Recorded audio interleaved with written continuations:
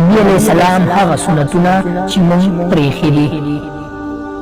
هسې هم ډېر اهم مبارک سنتونه او د رسول الله صلی الله علیه وسلم د مبارک ژوند اهداف او لارښوونې له امت څخه پاتې دي.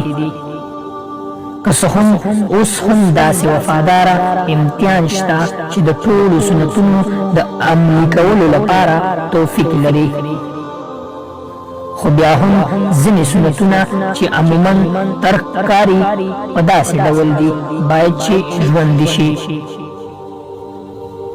په اذان کې به مؤذن د کلماتو پر لپسې والي کوه او سامه به هغه شان کلمات ویل.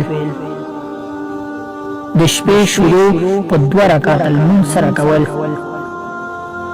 خوراک په 3 ګوتو کول. په داسې کې 200 په ولاړه اوبه نه څښي. اوبه په 3 څاګانو څښل. په اوداسه سره ویده کېدل. د مسلمان ورور زیارت د الله جي د رضا لپاره کول. د کورونو په کارونو کې له خپلې کورنۍ سره مرسته کول. سپین ویښته ته په رنګ سره تغییر ورکول بغیر له تور رنګه. د نارینه لپاره د سپینې جامې اغوستل. د ملاقات په وخت کې روغبړ کول.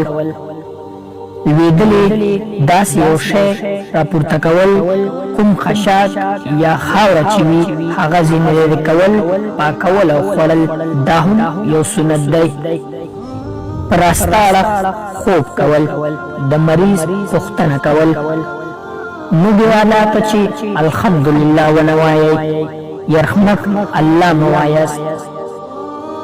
د چرمحکو وژل ځکه خلکو ته ډول ډول ضرر رسوي او د پخوا څخه یو مضر حیوان دی.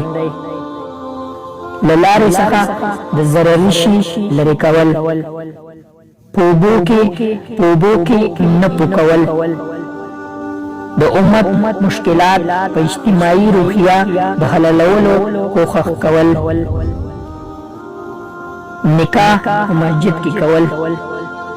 د خلکو اړتیاوې پوره کول. د قهر زغمل. وصیت لیکل. د جمعې لمانځه ته وختي تلل. د ظلم مخنیوی کول. همسایه ته پام مستول. تلاوت، اذکار او دعاګانې کول. پر مسلمان ښه ګمان کول. د مسلمان دفاع کول او داسې نور. ګران وګړو، دا سنت باید عملي کړو او تر نورو مؤمنانو یې ورسوو تر څو د رسول الله صلی الله علیه وسلم مبارک سنتونه ژوندي کول زموږ وظیفه وګرځي او له ډېرو ثوابونو څخه یې برخمن شو. د ثواب په نیت یې نورو ملګرو سره هم شریک کړئ.